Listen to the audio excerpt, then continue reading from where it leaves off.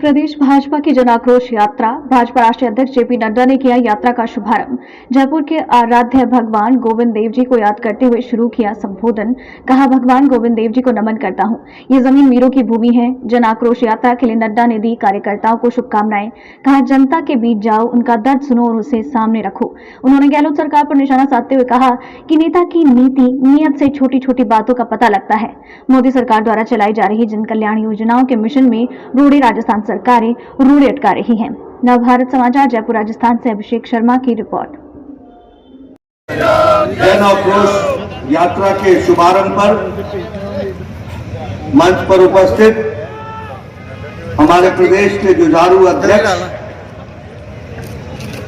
और कर्मशील और संवेदनशील अध्यक्ष सम्मानीय डॉक्टर सतीश पुनिया जी, हमारी भारतीय जनता पार्टी की राष्ट्रीय उपाध्यक्षा और पूर्व में मुख्यमंत्री रही आदरणीय श्री वसुंधरा राजे जी, हमारे नेता प्रतिपक्ष श्री गुलाब चंद कटारिया जी, हमारे राष्ट्रीय महामंत्री श्री अरुण सिंह जी, हमारे गजेंद्र सिंह शेखावत जी केंद्रीय मंत्री, डॉक्टर किरोड़ीलाल जी सांसद, हमारे मंत्री केंद्र में श्री अर्जुन राम मेघवाल जी, हमारे राजेंद्र राठौर जी उपनेता प्रतिपक्ष, श्रीमती विजया राहटकर जी प्रदेश की सह प्रभारी, डॉक्टर अलका सिंह गुर्जर जी राष्ट्रीय मंत्री, भजनलाल शर्मा जी प्रदेश महामंत्री, श्रीमती दिया कुमारी जी प्रदेश की महामंत्री, चंद्रशेखर जी, राजेंद्र गहलोत जी हमारे सांसद, सीपी जोशी जी, राजवर्धन सिंह राठौर जी हमारे सांसद, रामचरण जी जो यहाँ के सांसद हैं, हमारे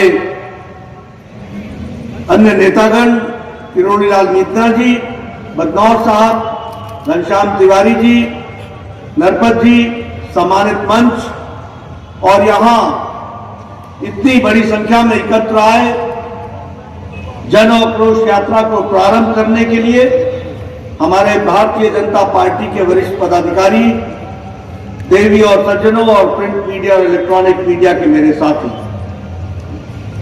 अभी अभी आपने जन आक्रोश की दृष्टि से एक गीत सुना और उसका चलचित्र भी देखा।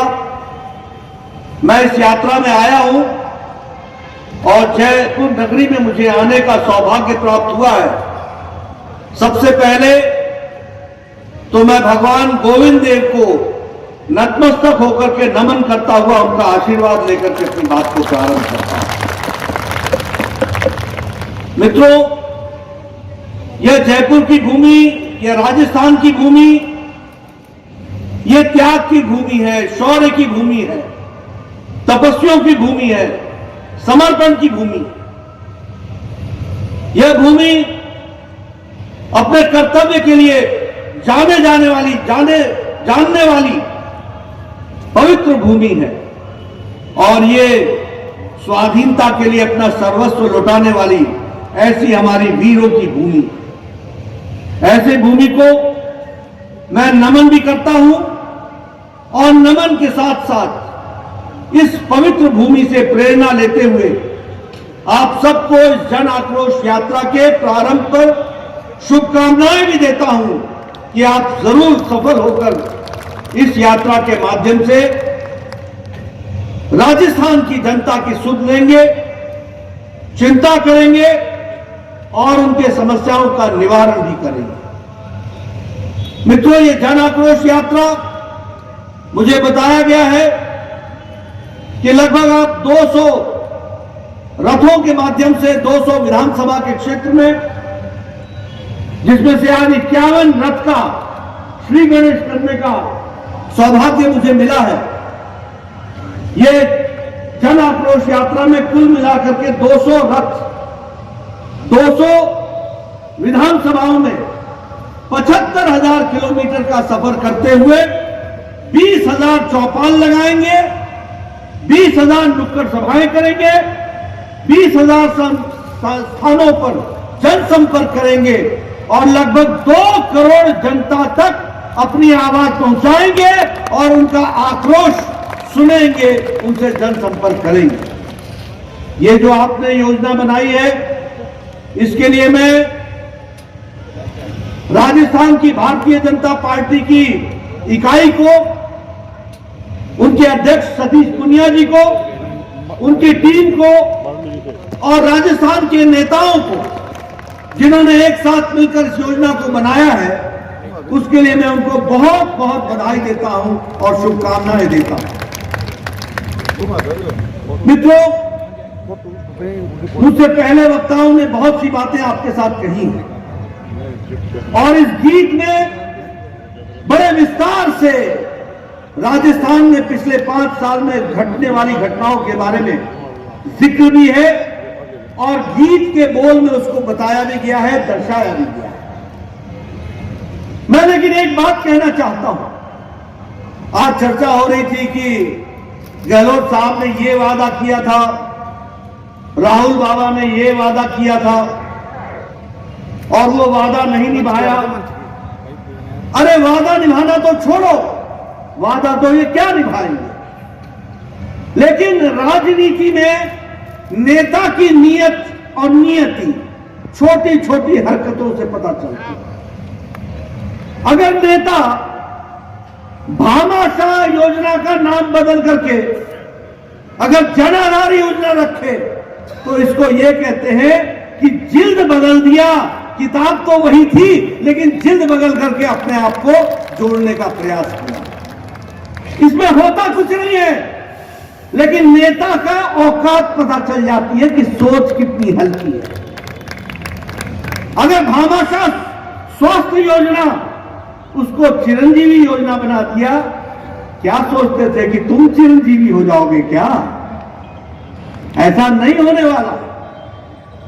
अगर केंद्र सरकार भामाशाह के लिए मोदी जी आयुष्मान भारत के तहत आपको आर्थिक मदद देते हैं तो आप में भी इतनी हिम्मत होनी चाहिए कि आप भी मंच से बोल सको कि मोदी जी आपका धन्यवाद, आपने राजस्थान की जनता की चिंता की। लेकिन ये कहने की आप में ताकत नहीं है, आप नाम बदलते हो। हमारे यहां जो अन्नपूर्णा रसोई चल रही थी तो इनको लगा कि हम कांग्रेस पार्टी के प्रति वफादारी नहीं निभा सकेंगे जब तक हम उसको इंदिरा रसोई नहीं करेंगे। ये जनता की सेवा नहीं करते हैं, ये भारत की संस्कृति से निकला हुआ अन्नपूर्णा नाम इनको पसंद नहीं है, लेकिन एक परिवार से जुड़ा हुआ नाम यही लेकर के ये गीत गाते हैं। इस तरीके की इनकी स्थिति रहती है। मैं यहां एक बात और कहना चाहता हूं, मैं बार बार बोलता हूं कि आपको डबल इंजन की चिंता करनी चाहिए। और आपने महसूस किया होगा कि जब से आपका दिल्ली का इंजन हटा है तो राजस्थान का विकास घटा है, इस बात को भी समझ लेना चाहिए। और हमने नहीं घटाया, घटाने वाले गहलोत साहब ही हैं, जिन्होंने विकास को, जिन्होंने राजस्थान की चिंता कम की है और अपने और अपनी पार्टी और अपने नेता और आकाओं की चिंता की है। इस बात को भी समझना चाहिए। क्या ये सच्चाई नहीं है कि ग्रामीण गौरव पथ की योजना, जो गांव के लोगों को कंक्रीट सड़क मिलती थी, वो योजना बंद कर दी गई कि नहीं कर दी गई? कर दी गई कि नहीं कर दी गई? अब राजस्थान के गांव में कौन रहता है? किसको मिलता वो कंक्रीट की सड़क? किसका होता फायदा?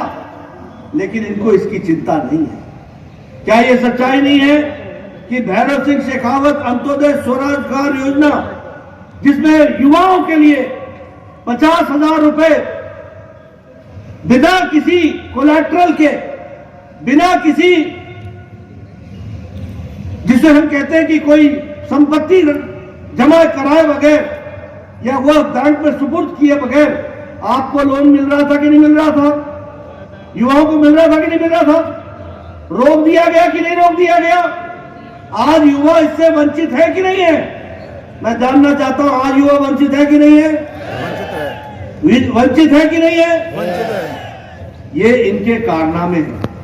मुख्यमंत्री स्वावलंबन अभियान, जिसमें हर गांव में कुआं बनना था, हर गांव में पोखर बनना था। आज प्रधानमंत्री मोदी जी सरोवर हर जगह पर, हर गांव में सरोवर बने, इसकी योजना बना रहे हैं।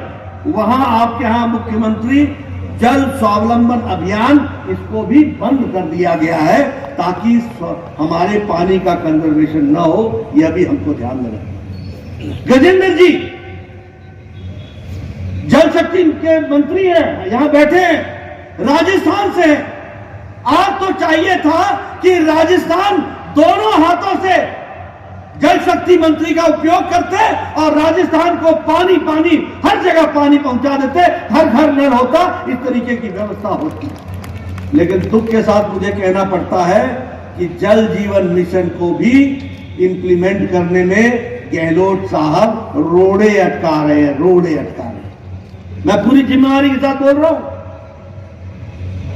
राजस्थान के मुख्यमंत्री जल जीवन मिशन को हर घर जल, इस योजना में अड़ंगे लगा रहे हैं और यह भी काम ठीक ढंग से नहीं चल पा रहा है।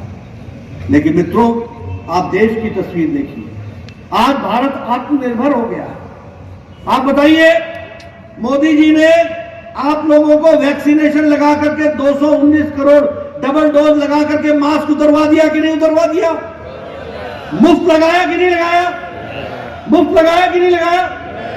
जब ये वैक्सीन बन रही थी तो गहलोत साहब और इनकी कंपनी इस वैक्सीन पर प्रश्न खड़ा कर रहे थे कि नहीं कर रहे थे? और फिर बोला था कि नहीं बोला था कि हम ये वैक्सीन नहीं लेंगे, हमको विदेश से वैक्सीन खरीदने की इजाजत दीजिए? कहा था कि नहीं कहा था? और जब मोदी जी ने कहा कि जाओ ले लो वैक्सीन, तो एक हफ्ते में मुड़ कर के आए कि मोदी जी हमसे ना होगा, अब आप ही करो और देना भी हमको मुफ्त देना। और प्रधानमंत्री जी ने 219 करोड़ डबल डोज 130 करोड़ की जनता को मुफ्त लगा करके कोरोना से बचाने का काम। और मजे की बात देखो, और मजे की बात देखो, एक भी कांग्रेसी नेता ने वैक्सीन लगाने के बाद ट्वीट नहीं किया।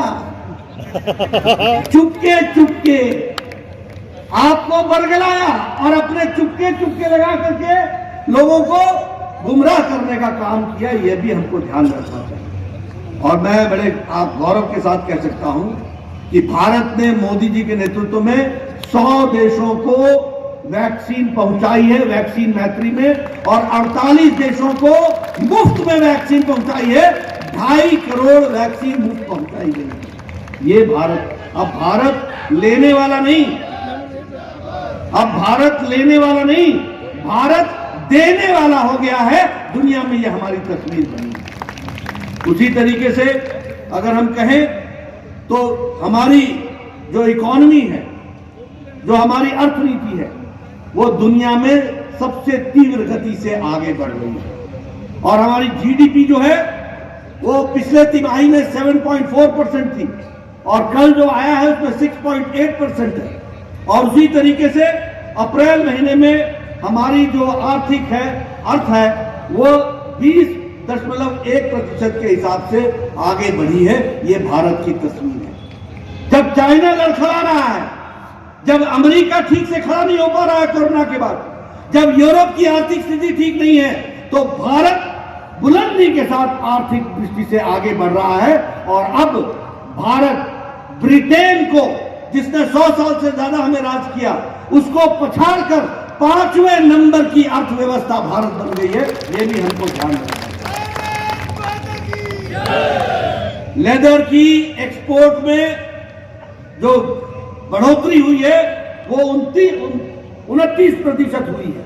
कॉफी एक्सपोर्ट में हम आगे बढ़ गए हैं, इलेक्ट्रॉनिक के एक्सपोर्ट में हम आगे बढ़ गए हैं, केमिकल एक्सपोर्ट में हम 15% से भी आगे हमारी ग्रोथ हो गई है। यह भी हमको समझना चाहिए। मित्रों, एग्रीकल्चर में हम लोगों ने 6 गुना बजट बढ़ाया, स्वास्थ्य में हम लोगों ने लगभग 8 गुना बजट बढ़ाया, और उसी तरीके से हमारे एक्सपोर्ट भी 17% से ज्यादा बढ़ गए।